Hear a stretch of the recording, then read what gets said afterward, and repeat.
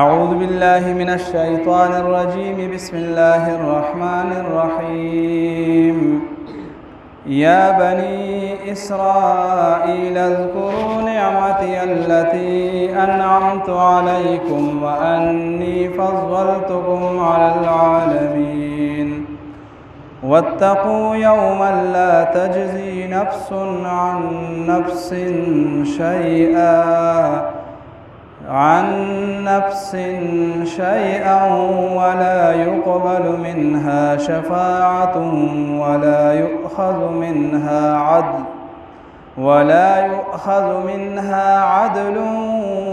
ولا هم ينصرون.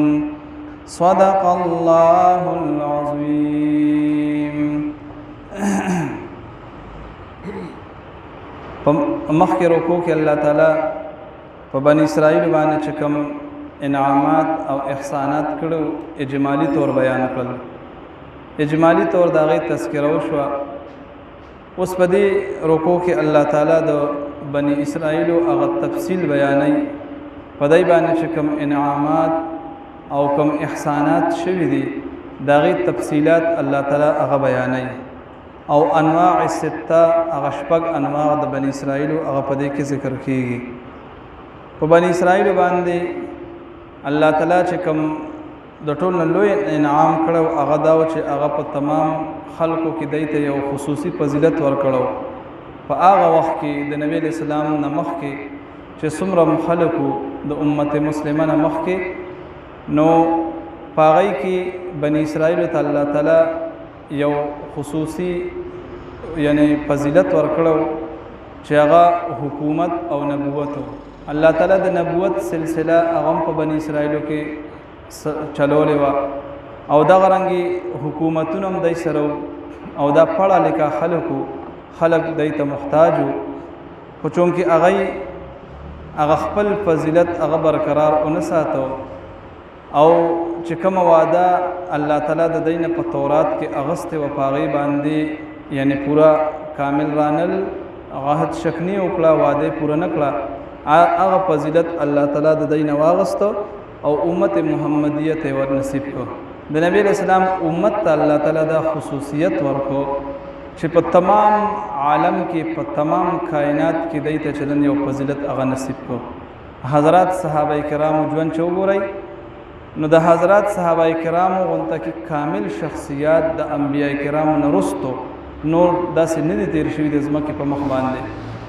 و هغې وجه هم دکه وه چې هغې د پیغمبر علیه السلام کامله اتباع هغه راوستې وه په ځان کې. د پیغمبر علیه السلام د اتباع په وجه باندې هغې ته په تمام کائنات باندې الله تعالی فضیلت هغه نصیب کو تر دې پورې چې علمي وراثت هغه هم ورته نصیب شو او ورسره الله تعالی حکومتونه هم ورکړل. د ځمکې هغه خلافت هغې ورته هم ورکړو. اوس هم که یو سړی که انفرادي طور د نبی علیه السلام اتباع کې رنګ وي الله تعالی به هغه ته خصوصي فضل او انعام به په هغه باندې کوي. او که اجتماعي طور امت د نبی علیه السلام په اتباع کې رنګ وي مزین وي انو الله تعالی به اجتماعي طور هغې ته هغه فایدې هغه نصیب کړي. نو په دې لومبي آیات کې د بني اسرائیلو هغه نعمت ذکر کوي چې الله تعالی په دغه نعمت کې دی ته فضیلت ورکړو. یعنی د فضیلت هغه نعمت هغه ذکر کوي او دا ډېر لوی نعمت ته چې په تمام خلکو کې تا ته یو خصوصي یعنی ایوارډ میلاو شي خصوصي فضیلت میلاو شي او تا ته چې کوم یو خصوصي اعزاز میلاو شي. او په دې دویم آیات کې الله تعالی تخویب ذکر کوي تخویب اخروی یعنی د آخرت او د قیامت د عذاب نه چې کوم تعالی زورنه درکوي او تعالی یره درکوي. تخویب یره ته وایي چې ګوره د داسې ورځې د عذاب نه ویریږه چې په هغې کې نه شفاعت چلیږي نه پکې رشوت چلیږي نه پکې زور چلیږي او نه پکې نور څه چلیږي. د هغه ورځې د عذاب نه ویریږه. او دا یې ورته په دې وجه باندې تخویف اخروي دی دا ذکر کو چې په دنیا کې یو انسان یا یو مجرم چې خلاصیږي نو په څلورو طریقو سره. یا به یو مجرم خلاصیږي په دغه باندې په ضمانت باندې نو الله تعالی دا نفي د ضمانت هم کوي چې هلته کې ګوره د ضمانت هم د چا نه چلیږي. یا به یو مجرم چې کدن هغه خلاصيږي په شفاعت باندې په سفارش باندې الله تعالی وی الته کې سفارش ګورم نه چلیږي او یا به یو مجرم چې کوم نه دی به خلاصيږي په فدیه او په رشوت باندې نو الله تعالی الته کې د دیم نه پیوکړه چلته ګور رشوت هم نه چلیږي او یا به په دنیا کې یو سړی ته خلاصې په زور باندې ستا به زور وي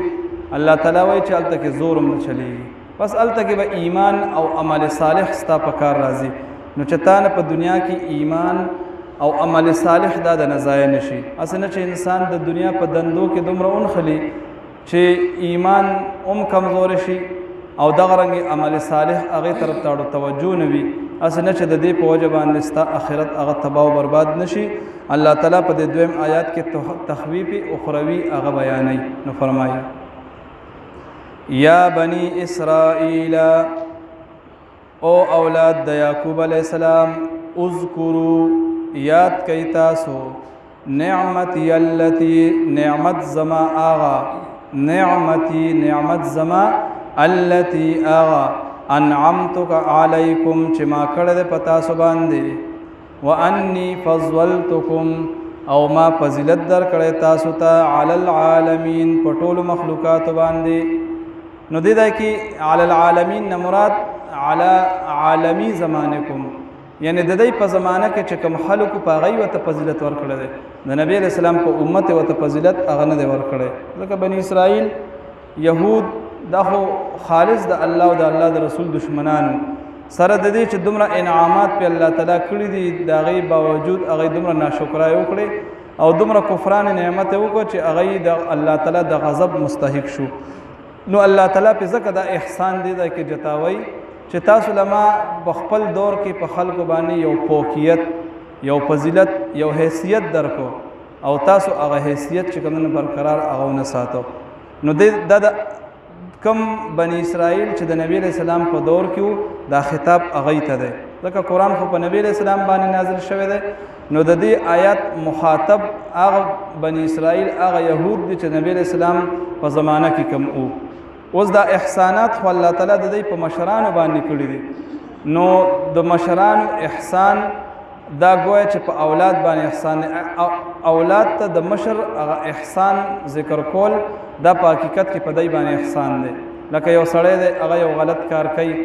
ان هغه ته خلک الکستا پلاران ستا نیکان خډیر خلکو ستا مشران خډیر خلکو ته ولې دا کار کوي او یا یو سړی مخکې نه غلطي چې غلط کارو کې سړی د دې مشران د کس روان خراب غلطونو دې پکې نو مخاطب کې کشر ته یو نسبت کیږي د مشرانو انو دا په حقیقت کې د مخاطبینو ته نسبتي نو دا د نبی اسلام د دور بنی اسرائیل يهودو او د مشرانو هغه احسانات دای ته مخ ته جتاوي د دې د پاره چې دای د خپل مشرانو هغه احسانات مخ ته کیدي او دای پرای راس باندې راشد دای اصلاح شي نو ځکه وت الله تعالی چې وانی فضلتکم نعمتونه هم در باندې ډیر کړی دي خو هغه نعمت وانی فضلتکم چې ما فضیلت درکړې تاسو ته علی العالمین په تمام مخلوقات باندې د خپل دور چې کوم تاسو د زمانیو اوس تخویف اخروی ذکر کوي واتقوا ويرګی تاسو یوما د عذاب د اغرزنا لا تجزي نفس چې نه بد فکای یو نفس علی نفس د بل نفسنا شیئا سسیز د عذاب نو دا نفي د ضمانت ته ضمانت به الته کې نه چلیږي الله تعالی د اغرز د عذاب نه ويرګي ایمان راړي عمل صالح کې خپل ژوند تیروي اسنه چې اغرض بیا پتا سو باندې راشي او تاسو سره استوخه د اخرت نوي نو دې دا کې نفي د ضمانت ته لا تجزي نفس نبد فکای یو نفس مؤمن علی نفس د نفس کافرنا شیئا عذاب یعنی سشه د عذابنا نو اوس دې دا کې نفي چې کومنو په دوه قسمه ده اوس یو نفي خامخ کرا روان دي نو دې دا کې بچدن دا نفي د ضمانت ته ولا يقبل او نبشي قبول منها د نفسنا شفاعت شفارس د شفاعت په نشي قبوله او شفارس په دوه قسمه ده یو شفاعت قهري ده یو شفاعت اذنی ده نو شفاعت قهري دا به اچته نه ملاو بدا د الله تعالی ذات پورې خاص ده او یو شفاعت اذنی ده اجازت والا شفاعت چې کله او دا شفاعت اذنی د نورو آیاتونو او د دقسې د احادیثو متواترونه ثابت دی چې کله یو انسان ته الله تعالی مغفرت نصیب کی جنت ته داخل کی انو هغه ته الله تعالی وایي چې وګوره ستا لکه یو حافظ قرآن به وي چې د قرآن شریف حلال او حرام پیژندلی وي په هغې عمل کړی وي او دغه وشي جنت ته داخل شي الله تعالی به هغه ته اجازت وکړي چې د خپل خاندان 10 کسان ته د جهنم نه راوباسه او جنت ته داخل کا داسې د یو عالم په باره کې راځي چې 1500 کسان به هغه د جهنم نه راوباسي جنت ته بوزي او بعض روایتو کې راځي چې داغه په خاندان کې ټبر کې څومره خلک دا ټول به بوزي خو چې کله د حلال او حرام وپیژني او په هغې باندې عمل وکړي با عمل عالم ته به دا اعزاز ملاویږي نو نفي د شفاعت قهري دی دا نه ثابت ده او نفي د شفاعت اذنی هغه نه د ثابت د الله تعالی په اذن او په اجازت سره به بعض خلک د بعضو شفاعت هغه کوي خو هغه خلک وي چې هغه غصات المؤمنین وي یعنی د مؤمنان مسلمانان نه چې کوم ګناهګار دي د ګناه په وجه باندې جهنم ته تللی دي او کنه یو سړی نه ایمان ضایع شو ایمان د دنیا نه اونړ نو دغه شفاعت هغه بالکل اچا ته دغه اجازت نه وي نو دې دا کې نفي د شفاعت قهري ده ولا يقبل منها او نبشي قبلول د دې نفسنا شفاعت شفارس ولا يؤخذ منها او نبشي اغسته د دې نفسنا عدل فدیه او رشوت نو دا نفي د رشوت شو چلته کې ګوره رشوت هم نه چلیږي ځکه دنیا کې خو یو سړی یا ضمانتو کې په ضمانت پر اخلاص کی یا به د شپارس په لسوکو کی یا به چې کمنو رشوت ورکي پیسې به ورکي پاغي باندې بروزي نو الله تعالی چلته کې رشوت هم نه چلیږي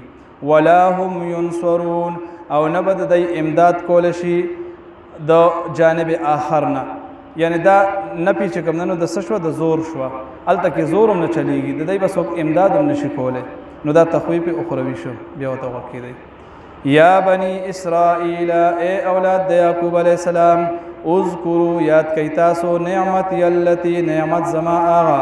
انعمت علیکم چې ما کړه د پتا سو باندې وانی فضلتکم او ما فضیلت در کړه تاسو ته علی العالمین په مخلوقات باندې واتقوا یوما او تاسو یریږئ د عذاب د اغرزنا